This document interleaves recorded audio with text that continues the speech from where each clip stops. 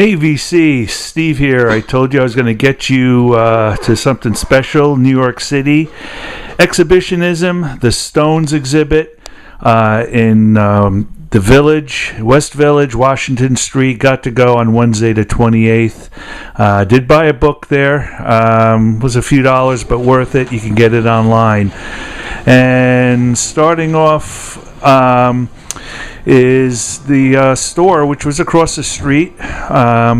Sold a lot of paraphernalia items, as you could see, even the underwear and cups and teddy bears and shirts and posters and books and records. What you would expect, but hey, they're the Stones. Hey, there's a shirt that I have from originally from the tour.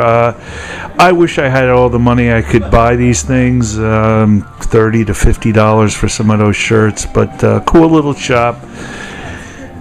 I'm probably going to keep saying this, that, you know, the Stones did it right. They do it right. They can do it right.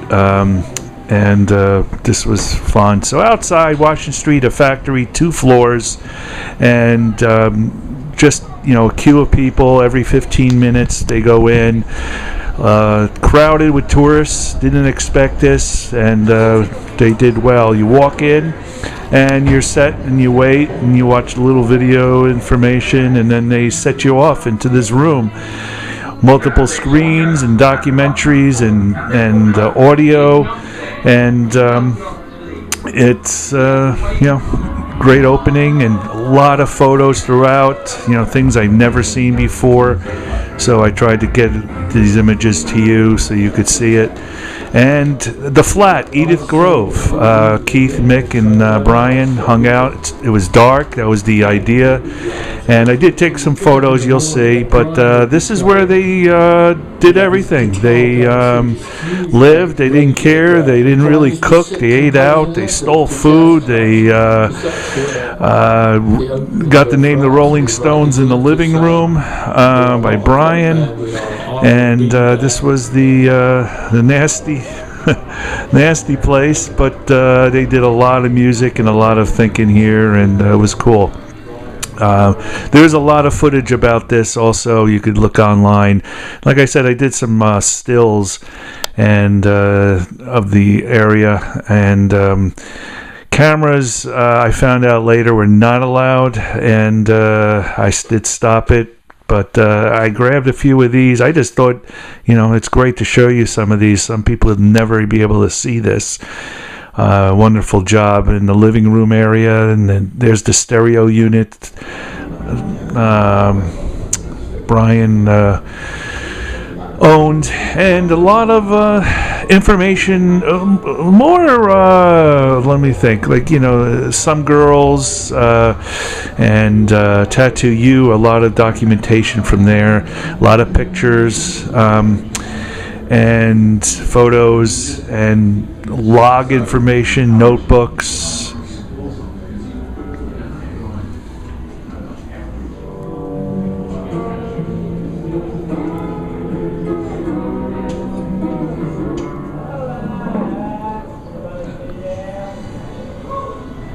People were very well behaved, and wasn't like loud and obnoxious. People moved at good paces, and you were able to see everything.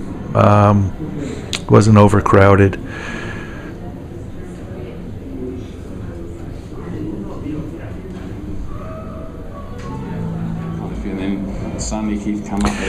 I did a beeline to the guitar room. All their guitars, not all, some of the guitars. The Zemaitis guitar, Ronnie Wood's special guitar, 1974. Beautiful, beautiful guitar. I've seen these in person before. Here is Ronnie's J200, the double pickguard. Just gorgeous piece of instrument there, 1955. Jagger's Hummingbird, the famous one you see photos of. Can't always get what you want. You use this. You've seen these photos, and he used it in Nelcott. his harmonicas. And in the book that I bought, there's stories and write-ups, and you could read everything is in the book also. Some Girl Sessions. This was fabulous to see. The writings, the notebooks. Mick did most of the Some Girls writing, mostly about New York and New York City, and they actually recorded it in Paris. But Keith was in his Toronto chaos at that point with his drug issues. But these were great and cool things to see. Things you never will see.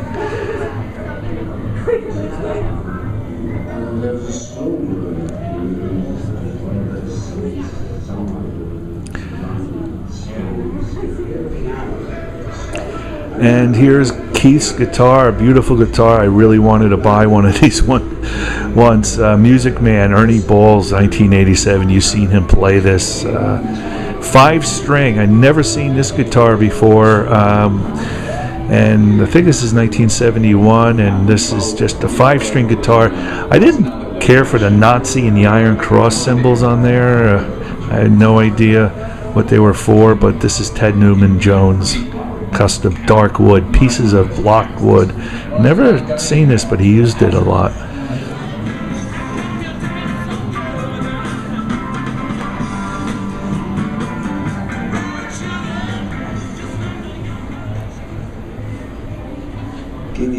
One of the early guitars.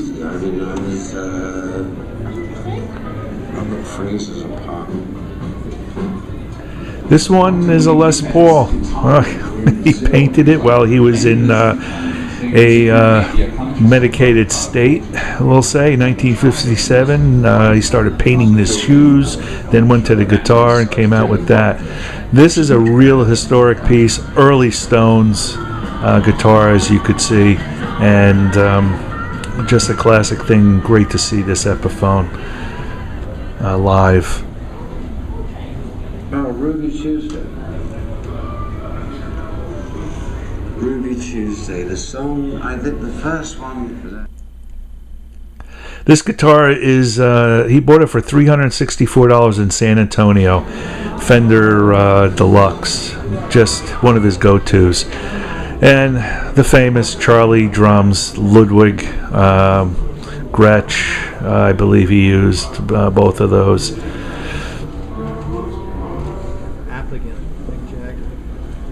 This is the room that I bypassed and came back to. A lot of the early material and information about the Stones, things you just don't see, and really cool items, artifacts.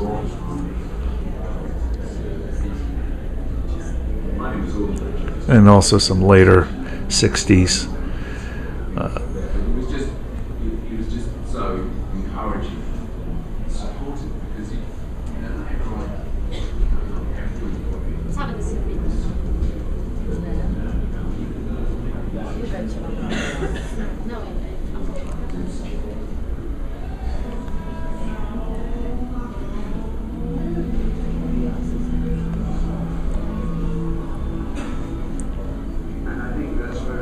These master tapes get really brittle eventually and break apart. You gotta be careful. Keith's diary. He talked about this in his book. The actual diary was there, and that was priceless. And this is a little mock studio look of of them, how they would jam. Of course, set up, for the exhibit. Probably guitars would be lying on the floor, knowing them, and probably a few more beer bottles. And the one disappointing thing, there was not much of Mick Taylor, and no guitars, no other things. Can't understand why, but it is what it is.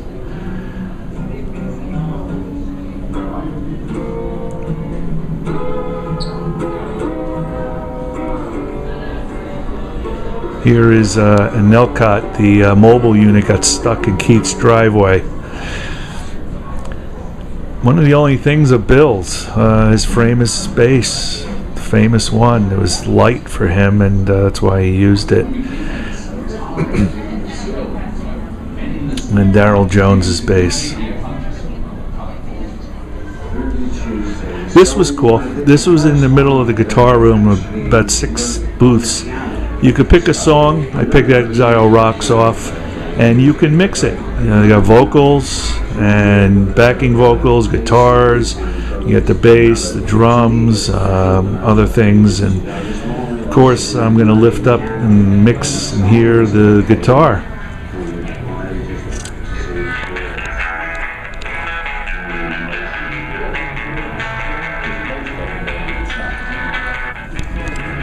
He had a little backing vocals. And you could do this with other songs, about 6 of them. So you walk upstairs, and of course you got these cool little 3D tongue with the lights exhibits just ongoing. You've seen these before, but it was pretty cool to see. Talks about the logo, and most people think, oh, it's a Warhol logo. No, it was not. It was done by a just an unknown designer going to school, Pasch, P-A-S-C-H-E. Maybe subconsciously he put in the lips. It wasn't specifically Mick, but iconic piece. And the story is in there. Posters, promos. I mean, what I would love to have is every one of these on my wall. You could probably get these too. And like I said, the store had these. The online store has some, possibly.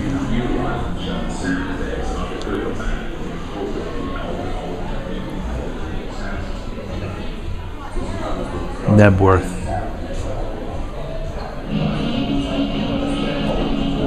You'll see some more stills also, photos that I took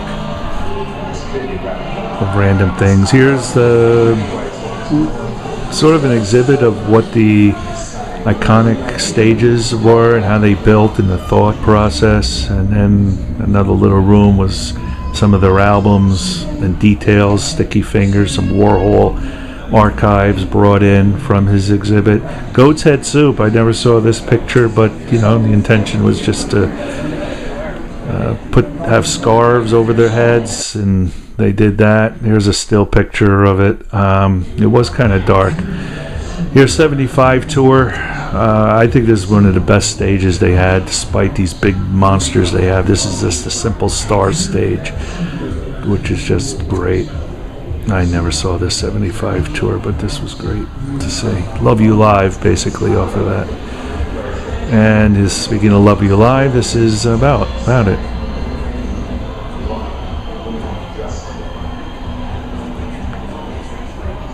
Seen some of these photos before, and these pictures.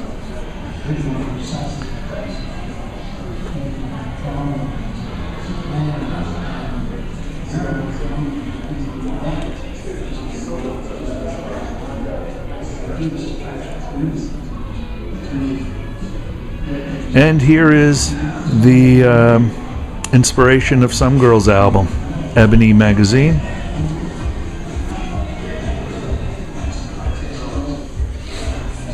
And some other little photos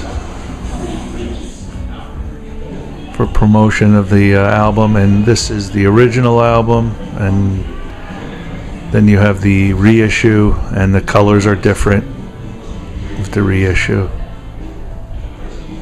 and of course the faces. And then a couple shots of the some of those images again. Tattoo You, here's the original picture, done up, mixed picture, not done up, and then the album covers with the tattoos. And there's that stage, that star stage from 75. And a lot of video, TVs going. Again, a lot of things about the tours. There's a 3D of, I guess this is Bridges to Babylon. But this was really a neat little setup. again, they use these to build the real sets. Again, here's some of the stills of posters that were cool. Nebworth is a Halloween type. And this is pretty obvious what this is. Some more posters. This one seemed to be folded up for a while. You can see the creases, but this one, I guess it's pretty new. And there's, Scorsese. There were a couple rooms that showed some videos. Scorsese was one where he was talking about his images, his thoughts on the videos and movies that they had.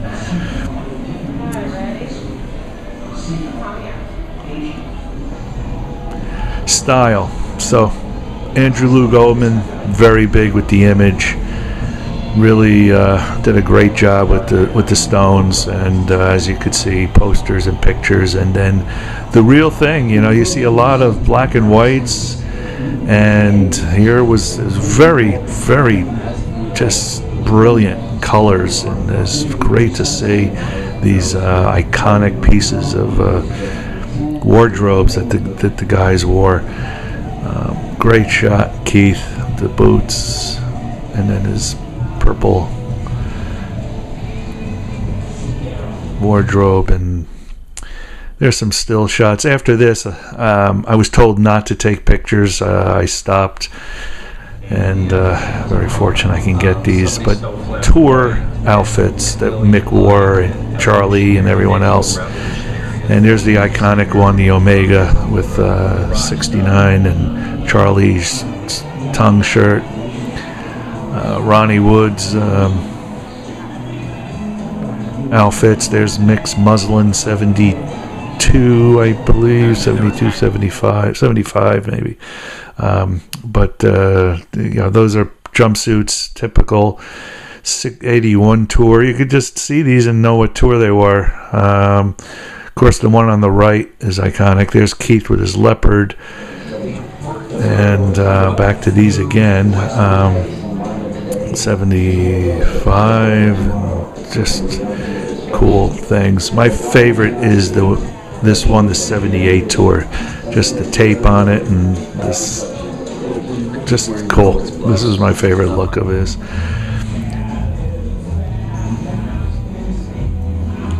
There's with the phallic symbol that he was told he shouldn't be using in some of the southern states when he was performing.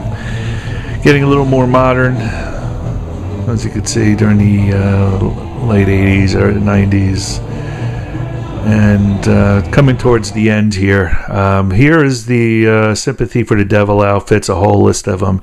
They rushed you into a little tech room and had the guitars and makeups, etc. And you were just waiting to go into a theater, which was the Satisfaction in 3D. And I wasn't allowed to record anything. And right after the Satisfaction clip, which was great, was this little exhibit, Ronnie's rehearsal sets. He wrote these out, and they kept these, showing the songs and the keys that they're in. Pretty neat. And some glam shots, photos of the band and Keith and Mick, which were pretty neat.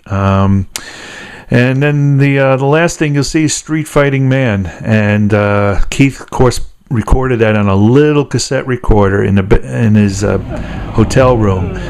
And Charlie came in, and he had this old antique portable little kit there, as you could see, for a drum set, and used it for the demo. That's it.